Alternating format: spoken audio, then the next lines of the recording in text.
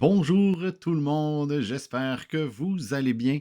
Bienvenue sur cette vidéo de mid-campaign, si je peux dire ça en anglais. Alors, je voulais dans le fond refaire une petite vidéo avec vous pour passer du temps avec vous, connecter et évidemment échanger des informations à propos de la campagne. Évidemment, va plus être comme un genre de résumé. Donc, si jamais vous n'avez pas suivi toutes les updates, ben justement, vous allez pouvoir être mis au courant. Et sinon, vous allez tout simplement avoir un peu les mêmes informations.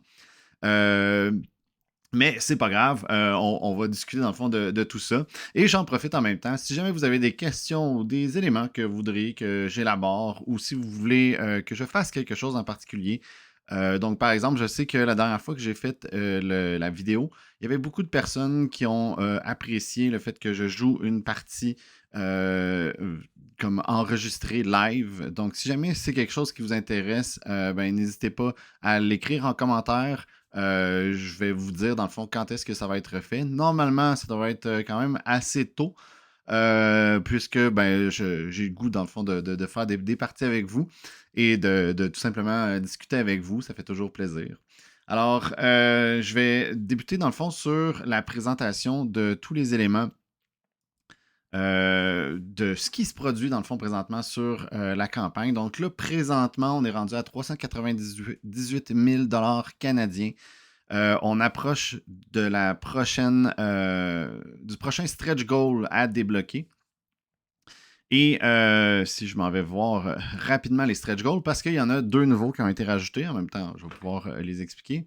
Donc, vous avez le Secret Pack Unlock qui est dans uniquement 1353 dollars qu'on va débloquer tout ça. Je vous avise tout de suite, vous n'allez pas savoir c'est quoi. Donc, vous allez voir l'image et si vous avez la référence, vous allez probablement saisir vers quoi que ça s'enligne, mais il n'y a aucune autre information qui va être donnée. Vous allez découvrir ça lorsque vous allez recevoir le jeu à la maison. Ensuite, on a les additional perks, donc des capacités supplémentaires pour chacune des classes. Je voulais justement vous en parler un tout petit peu parce que ça m'est revenu souvent et je voulais essayer de trouver une solution à un petit problème, dans le fond, qui était présent dans le jeu. Alors, l'idée de base, en fait, le problème de base, ensuite de ça avec l'idée, c'est que quand on joue, généralement, on va toujours aller étendre vers des points d'action en premier, suivi de la perception qu'on va augmenter. Et ensuite de ça, on va aller se concentrer sur ce que le personnage, dans le fond, est bon généralement. Ça va dépendre évidemment des cartes et de tout le hasard et tout ça. Mais généralement, c'est comme ça que ça se produit. C'est normal que ça arrive comme ça, mais j'avais beaucoup de personnes qui me disaient justement Ah, je trouve ça dommage parce que les départs, si on peut dire ça ainsi, sont souvent très similaires. Alors, l'idée que j'ai eue est d'ajouter des capacités qui vont avoir des conditions. Donc, ce n'est pas quelque chose qu'on va activer une fois pour se sauver les fesses ou pour faire plus de dégâts ou autre. C'est vraiment pour permettre à ces constructions de personnages-là de différer un tout petit peu. Euh, et c'est ça. Donc, je vais essayer de les voir. Là. Vous allez voir, ça a été écrit en anglais et quand même assez petit. Donc, je vais essayer de vous les traduire et de vous expliquer grosso modo c'est quoi. Alors, la plupart vont être des niveaux 1, parce qu'il y a 3 niveaux de capacité qu'on peut débloquer quand on est en campagne. Si on joue en mode solo, partie rapide, ben pas solo, mais juste partie rapide, vous allez pouvoir prendre tous les niveaux 1 ou les niveaux 2. Alors, l'idée, c'est que vous puissiez justement utiliser ces capacités-là si vous faites des parties rapides, peu importe laquelle, et aussi que vous puissiez débloquer ces capacités-là si jamais vous faites la campagne. Alors, donc, par exemple, on va prendre le guerrier. Alors, je vais essayer de traduire ça. Ça risque d'être mauvais, mais c'est pas grave. Donc, grosso modo, c'est que vous allez placer la carte de capacité directement dans vos points d'expérience. Donc, elle va devenir un point d'expérience permanent Si vous placez 2 points d'expérience de monstres que vous allez éliminer ou que vous allez trouver dans les points de vie. Alors, l'idée derrière, et c'est pas mal ça pour toutes les autres, là, je vais essayer de faire ce cours et ne pas passer au travers de toutes les 8 qui sont là présentement.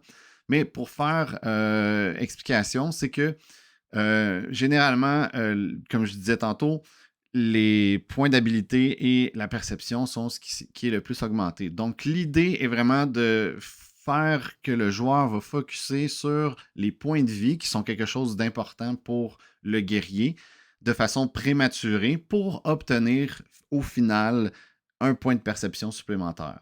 Alors, je tiens juste à aviser, il n'y a rien de ça encore qui a été testé, mais à bien y penser, ça fait du sens. C'est quand même très fort comme capacité parce que ça donne un point d'expérience gratuit, si on peut dire ça comme ça. Par contre, ça fait que pendant 2 monstres éliminés, vous êtes obligé de mettre ça dans la vie. Donc, ça fait que vous focussez pas énormément sur, par exemple, la perception ou, par exemple, les points d'action. Donc, ça limite un peu ce que vous êtes en train de faire et éventuellement, vous allez tomber sur, justement, le bonus de perception. Je ne sais pas si on entend le bébé crier, je suis désolé si jamais c'est le cas. Ensuite, c'est un peu la même chose pour tous les autres niveaux 1. Donc, pour le chasseur, pour le sorcier, pour le druide, on est dans quelque chose de similaire. Même chose pour le nécromancien et l'alchimiste. Et après, on a compagnon protecteur et la capacité du moine, qui est paladin en fait, et le moine. Donc, dans ce cas-ci, c'est une capacité de niveau 2. Je m'excuse. Et donc, on va pouvoir refaire un peu la même combinaison, donc 2 points d'expérience à un endroit qui va donner quelque chose. Par contre, cette fois-ci, on va pouvoir choisir est-ce qu'on veut de la perception supplémentaire ou est-ce qu'on veut un point d'action supplémentaire. Et là, on va pouvoir placer la carte en fonction de ça. Donc, il y a un genre de petit choix qui va être fait. Et je tiens à dire que ça, ce n'est pas final. Déjà, juste hier, moi puis Jimmy, on a retravaillé sur les cartes. Il y en a certaines qui ont déjà changé parce que ça, c'était très préliminaire quand je l'ai fait. Donc, il y a des petits ajustements, mais grosso modo, ça va vraiment ressembler à ça pour les capacités. Ensuite, on a les 2 monstres additionnels, les monstres élites. Donc, présentement, il n'existe pas. Ça n'a jamais été prévu dans le jeu que ça soit là. Mais je me suis dit, pour un stretch goal, je trouve ça très bien. Et d'après moi, on risque de l'atteindre d'ici la fin de la campagne. Si jamais on dépasse ou on se rapproche du 500 000, je vais ajouter évidemment d'autres stretch goals.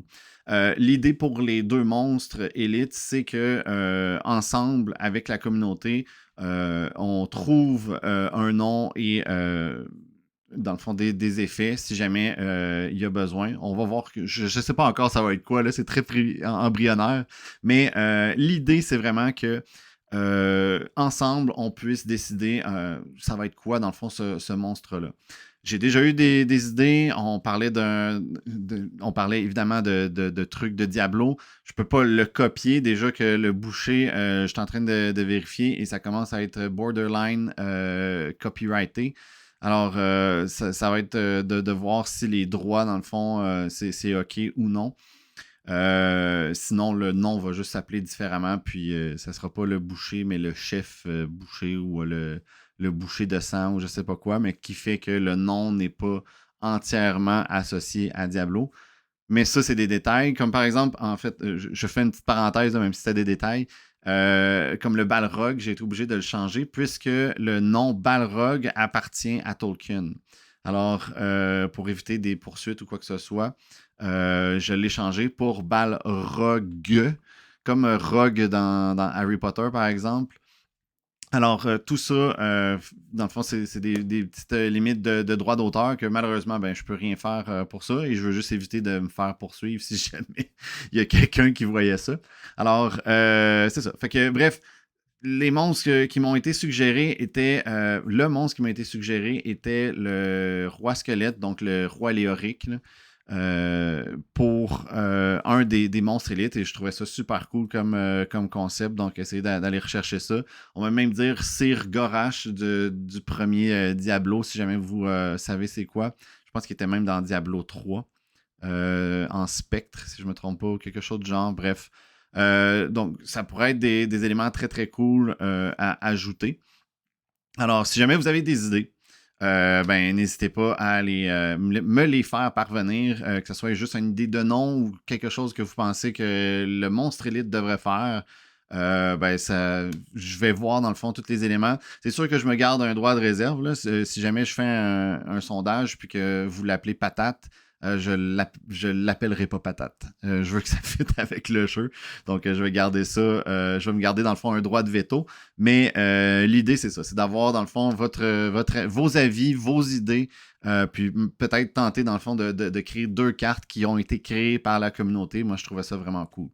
Alors, voilà pour les 2 stretch goals. Ensuite, il y a eu l'ajout de 2 add-ons au travers de la campagne et je veux revenir sur un add-on qui ne verra pas le jour. Alors, le premier add-on qui a été ajouté est une carte autographiée au hasard. Donc, en gros, je vous explique juste le fonctionnement de tout ça, là, juste pour que vous saisissiez, dans le fond, l'ampleur de tout ça. Donc, grosso modo, c'est que je vais, par exemple ici, je vais signer cette carte. Et c'est une carte que j'ai à la maison parce que le manufacturier avait fait une erreur lors de l'impression et m'a envoyé un paquet, un tas de cartes. J'en ai vraiment beaucoup. Et je les ai récupérées pour pouvoir faire des échanges si jamais il y avait lieu. Donc, j'ai plein de cartes à la maison. Ce qui fait que je peux proposer justement les cartes au hasard autographiées ou les cartes limitées comme ça ici. On s'entend, lui ici, il n'y en avait pas beaucoup. Et ceux-là sont beaucoup plus rares parce qu'ils ne seront jamais réimprimés. Donc ça, c'est vraiment unique. De toute façon, ça a tout été vendu. Et celui-là ici, c'est juste des cartes dans le fond du jeu que j'ai signées. Et j'ai ensuite de ça slivé. Et ensuite de ça, qu'est-ce qui va se passer? C'est que je vais les prendre, je vais les envoyer en Chine et la compagnie de logistique va placer ces cartes-là au hasard à travers, dans le fond, tous les jeux qui vont en avoir acheté. Alors, la complexité, c'est que moi, dans le fond, je dois toutes les signer, premièrement. Donc, si jamais il y en a 400, ben, je vais faire 400 signatures. Et ensuite de ça, je dois toutes les sliver. Donc, je dois avoir des sleeves. Ensuite de ça, je mets ça dans un beau petit paquet, m'assurer que tout ça ne sera pas détruit à travers le transport et ne sera pas plié. Et une fois que tout ça est fait, je l'envoie là-bas. Donc, ça va avoir des frais, tout ça. Et ensuite de ça, là, ça va être rajouté dans votre pledge pour être envoyé. Donc, tout ça pour avoir une signature. Parce que je ne peux pas faire autrement. Je ne peux pas aller en Chine pour aller signer des cartes. Je ne peux pas non plus ouvrir un jeu que vous avez acheté pour pouvoir signer, par exemple, la boîte ou quelque chose à l'intérieur dedans. Ce qui fait aucun sens selon moi parce que ben, le plaisir, premièrement, c'est d'ouvrir une boîte neuve et de s'assurer que la boîte est neuve. Alors pour moi, c'est une des seules options qui était envisageable. Donc c'est pour ça que vous ne pourrez pas choisir les cartes. Parce que si jamais il y avait un choix de cartes, ça serait le calvaire. Donc ce serait très compliqué si jamais vous n'avez pas compris en bon langage québécois.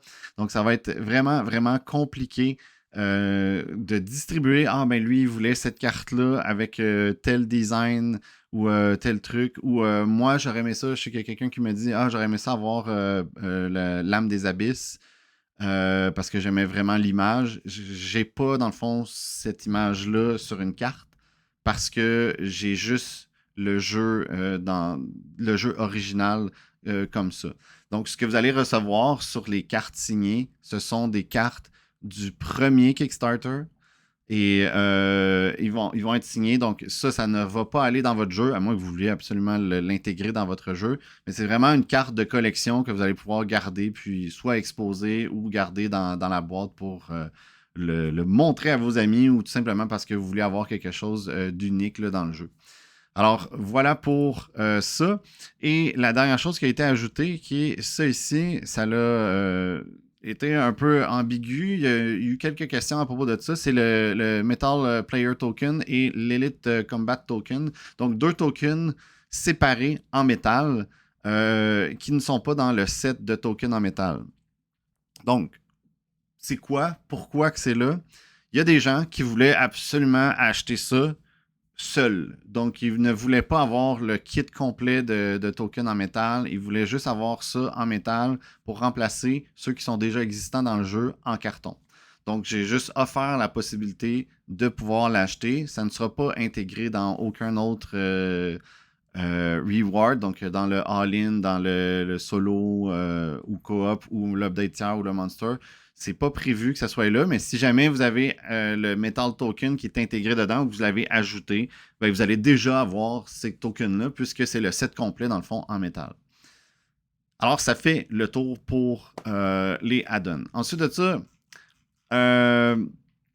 donc, les frais de shipping. Donc, il y a eu 2 modifications qui se sont faites au cours de la campagne présentement. Donc, il y a eu Norway et la Suisse qui ont changé de catégorie. Et je tenais aussi à le spécifier parce que il y en a certains qui ne comprennent peut-être pas l'ampleur ben, pas l'ampleur, là, je trouve que c'est un très gros mot pour dire un changement, mais ils ne comprennent pas dans le fond les éléments derrière. Donc, nous, ce qu'on a fait, ce que j'ai fait, c'est j'ai contacté une compagnie pour qu'elle puisse envoyer le jeu à vous quand ça va être prêt. Cette compagnie-là a mis des prix sur tous les pays avec un montant X. Nous avons bonifié un petit peu ce prix-là, moi et Jimmy, pour s'assurer que si jamais il y a un problème, on a un fonds de côté pour gérer que ces problématiques-là. Donc, je sais pas, l'adresse n'est pas bonne, le colis est brisé, ou peu importe. Il n'y a pas d'assurance sur ça. Donc, si jamais votre colis est brisé ou il est détruit, ben, il est perdu. Donc, malheureusement, il n'existe plus. Alors, il va falloir reprendre un nouveau jeu, le prendre et vous l'envoyer. Et ça l'occasionne des frais. C'est pour ça qu'on veut créer, dans le fond, un petit fonds avec le coût un petit peu supplémentaire. Quand je dis supplémentaire, on parle d'environ 2 à 3 dollars de plus sur le prix qui est présentement affiché. Bref. Donc, les montants qui nous ont été donnés pour la Suisse et pour Norway étaient catégorisés dans World. Donc, ils étaient très, très élevés, les coûts, parce que lui, le gars de logistique ou la personne à qui je parle, la compagnie, jugeait que ces pays-là sont dans des endroits remote, là, je ne sais pas comment dire ça en français, donc sont un peu hors catégorie, et ce qui fait que le montant était quand même très élevé.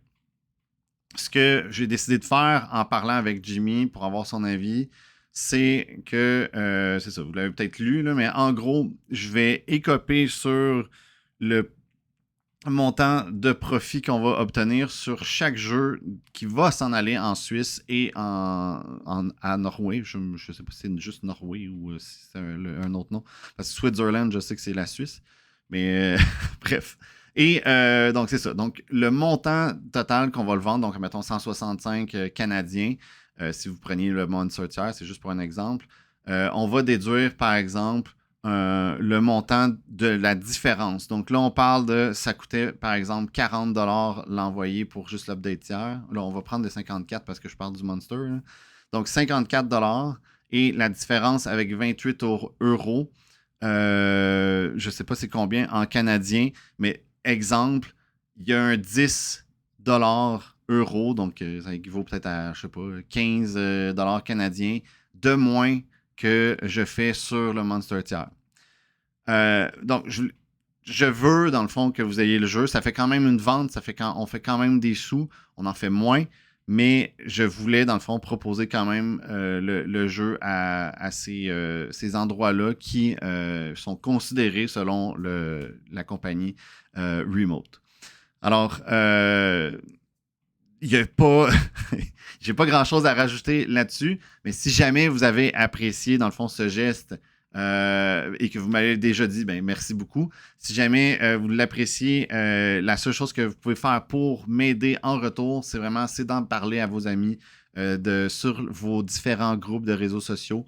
C'est ça qui va vraiment faire la différence. Donc oui, il risque d'avoir plus de commandes pour la Suisse, par exemple, ou Norway à cause de ça, mais en même temps, ben, au moins, je vais me dire, ça a vraiment valu la peine parce que ce pays-là, dans le fond, il est là, il est présent, puis il répond à l'appel pour la modification que je viens de faire. Ensuite, je vais revenir sur ma caméra parce que j'ai rien d'autre à présenter sur ça. Alors, et je vais remettre en même temps ma petite liste. Alors, je vais revenir sur des petites questions qui m'ont été souvent posées. Donc, combien de dés on a besoin pour jouer? Est-ce qu'on peut jouer de 1 à 4 joueurs en all-in solo? Et d'autres questions comme ça. Alors, la première question pour les dés. Tout, et même le all-in solo, tout est inclus dans le jeu de base. Tout, tout, tout, tout, tout. Donc, vous allez pouvoir jouer de 1 à 4 joueurs, vous allez pouvoir lancer plein de dés. Vous avez tout au complet dans le jeu. Vous avez besoin de rien d'autre. Tout ce que vous pouvez acheter de façon supplémentaire en add-on présentement, c'est des trucs de luxe. C'est uniquement pour améliorer votre expérience de jeu ou parce qu'il y a certains éléments que vous n'aimez pas. Donc, par exemple, d'écrire avec un petit crayon en feutre, vous n'aimez pas ça, ben, vous allez avoir le genre de stat counter là, de cadran que vous allez tourner. C'est uniquement ça que vous allez pouvoir faire. Donc, si jamais vous voulez juste le contenu, vous pouvez prendre juste le Monster tiers et rajouter le kit exclusif qui était en cadeau si jamais vous avez suivi la campagne. Donc, ça aussi, ça m'est souvent posé. Vous devez l'ajouter manuellement si vous n'avez pas suivi la campagne dès son départ. Donc, la raison de pourquoi c'est pas ajouté automatiquement, c'est parce que ben, c'était en cadeau. Donc, je peux pas rajouter automatiquement dans le Monster tiers le cadeau que ceux qui avaient déjà suivi avaient. Donc, ça ferait un double et ça serait complètement niaiseux de faire ça. Alors, voilà pourquoi ça c'est fait. Donc, vous n'avez pas besoin de kit supplémentaire de dés. Par contre, si vous voulez en étaler partout autour de la table parce que vous jouez en coop et il y a plusieurs joueurs. Si vous jouez à deux, je vous dirais un kit, c'est suffisant, mais si vous voulez être sûr de jamais manquer de dés, donc parce que des fois, il peut y avoir des gros lancers. Donc, si vous avez regardé la vidéo avec moi et Jimmy qui faisait le build parfait, que ça a pris 30 minutes à préparer, vous allez vous rendre compte que 100 dés, c'est à peu près 3 ou même 4 sets de dés. Donc, vous n'avez pas besoin de ça. Ça n'arrivera probablement jamais, mais ça pourrait arriver. Mais c'est ça. Donc, vous allez relancer les dés de toute façon. Vous allez prendre les vides et tout simplement les reprendre pour les relancer.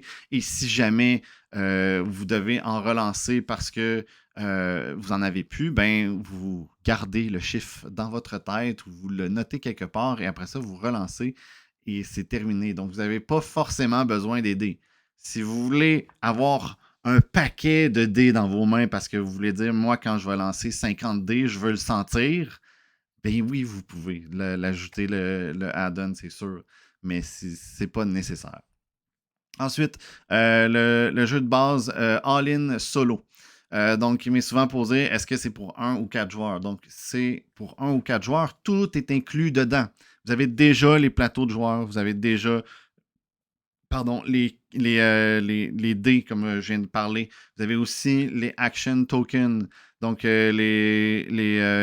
va être les genres de petits tokens en acrylique en forme d'éclair pour calculer vos attaques si jamais vous voulez utiliser ça. Moi, j'ai tout le temps utilisé, dans le fond, ma mémoire pour faire ça.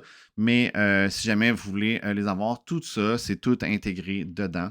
Et vous n'en avez pas besoin de plusieurs kits. Généralement, c'est rare qu'on va aller au-dessus de 10 points d'action. Si jamais vous allez au-delà de ça, vous allez probablement arriver peut-être à 15 gros maximum. C'est très, très rare que ça va plus que ça. Et il y en a 20 dans le jeu. Alors, en solo, ce n'est pas nécessaire du tout d'en avoir. en coop. Encore une fois, si vous voulez les splitter à travers la table, donc en mettre un certain côté pour que tout le monde en ait à portée de main, bien évidemment, 2 kits, ça peut être intéressant. Enfin, les cartes exclusives, est-ce qu'ils sont intégrés dans les pledges? J'en ai déjà parlé, donc c'était le petit set cadeau là, qui venait. J'ai ma liste, je m'excuse pour ça que je lis. Et donc, une dernière chose, un add-on, dans le fond, que j'ai parlé tantôt, qui n'allait pas être fait. On m'a dit, ah, ce serait intéressant, on a des playmats, mais j'aurais aimé ça avoir des standees pour pouvoir faire tenir les cartes debout. Alors là, c'est important, là. Des fois, je suis comme voir que les gens pensent ça. Je m'excuse, je veux pas vous attaquer personnellement. Peut-être que vous avez juste pas pensé à ça. Mais le board du jeu est déjà pensé pour que vous puissiez placer les cartes verticalement. Le playmat, c'est un tissu, donc je ne peux pas faire des trous dedans pour faire placer les cartes et que ça tienne physiquement. Ensuite, l'autre élément que je ne peux pas faire, et que je ne ferai pas en fait, c'est des standees, donc des genres de petits standees qu'on va placer ou des genres de longues tiges, où est-ce que vous allez pouvoir placer les cartes debout sur votre playmat. La raison est très très simple. Un playmat, c'est fait pour qu'on puisse prendre les cartes facilement au lieu de rusher sur la table, que ce soit difficile de les prendre. Alors, ben, je ne compte pas faire une impression d'éléments que normalement vous avez déjà d'intégrer dans le jeu, qui est le board pour permettre les cartes verticales. Alors, pour moi, si vous achetez le playmat, c'est parce que ben, vous voulez avoir quelque chose qui visuellement, dans le fond, va être intéressant et va vous permettre de manipuler plus facilement les cartes. Mais le jeu de base est déjà prévu pour ça. Et si vous ne voulez pas, dans le fond, l'utiliser de façon fréquente pour ne pas l'abîmer ou quoi que ce soit, ben, ce serait, dans le fond, pour vous. C'est votre choix. Alors, d'où le pourquoi les playmats sont là. Encore une fois, c'est du deluxe. Tout le jeu de base a tout déjà d'intégrer dedans et tout fonctionne déjà à merveille. Alors, c'est pas mal la fin pour les petites questions. Alors, je vais résumer dans le fond quelques éléments pour la vidéo. Donc, grosso modo, on se rapproche du 400 000. On va bientôt débloquer le stretch goal si ce n'est peut-être même pas déjà fait à la fin de cette vidéo-là. Ensuite de ça, ben, les add-ons, comme je vous ai tout expliqué, vous allez pouvoir acheter en conséquence de ce que je vous ai dit. Par contre, si vous avez d'autres questions, si jamais, je ne sais pas, vous venez de voir la vidéo, comme je viens d'écrire ma question, sentez-vous pas mal. Je vous en veux pas. L'important, c'est qu'on réponde à vos questions. Et finalement, donc, la dernière chose que je peux dire, c'est un appel à tous pour aller sur Board Game Geek et aller sur Hellbringer et voter pour le jeu. Je vous laisse mettre un commentaire et la note, peu importe c'est quoi. C'est juste plus qu'il va y avoir de gens qui vont aller dessus, plus que l'algorithme va comprendre, OK, il y a un certain engouement pour ce jeu-là et ça peut le propulser plus haut dans les ratings, si on peut dire comme ça, donner de la visibilité au jeu. Et c'est ça qui est important en fait. C'est pas les ratings, je m'en fous que le jeu soit à 8.1 ou à 8.7 ou à 10. C'est sûr, ça fait plaisir, mais ce qui est important, c'est vraiment que dans le fond, que le jeu ait de la visibilité. Encore là, il y en a eu énormément en France et en Allemagne, et il n'y en a pas du tout, ou très très peu, aux États-Unis présentement. Il y en a eu beaucoup aussi au Canada, mais il n'y en a pas eu beaucoup aux États-Unis. Alors, c'est là que, dans le fond, je vais essayer de faire du bruit pour que les gens se réveillent, fassent comme « Ah, ça a l'air intéressant, dans le fond, ce jeu-là. » Alors, c'est ça. Donc, si jamais vous voulez aller sur Board Game Geek, laisser un petit commentaire et une note, ça va toujours aider. Et c'est ça. Tout ce que vous voyez, dans le fond, de Hellbringer, que ce soit une publicité, que ce soit une vidéo sur YouTube, n'importe quoi que vous voyez de Hellbringer, n'hésitez pas à laisser un petit commentaire, à laisser un pouce ou quelque chose. Plus que les autres gens vont voir que moi j'ai beaucoup apprécié ma séance de jeu, par exemple sur Tabletop Simulator, ou j'ai déjà le jeu à la maison et je l'adore, ou tout simplement, en fait, votre expérience avec le jeu. C'est les autres personnes, dans le fond, qui vont lire ça et qui vont se rendre compte, ah, ok, c'est intéressant, c'est le fun. je veux en savoir plus.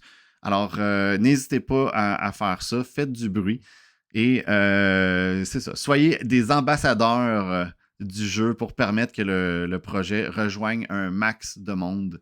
Alors, voilà. Donc, c'était le message de la fin. J'espère que vous avez apprécié cette petite vidéo-là. N'hésitez pas encore une fois à laisser des commentaires sur quel monstre élite que vous voudriez avoir. Quel genre de vidéo vous voudriez avoir prochainement? Est-ce que vous voulez que je joue une classe en particulier sur une vidéo avec vous sur le Discord ou une vidéo YouTube préenregistrée? Donc, écrivez tout ça dans les commentaires et moi, je vous dis, on se revoit très, très bientôt. Allez, bye bye.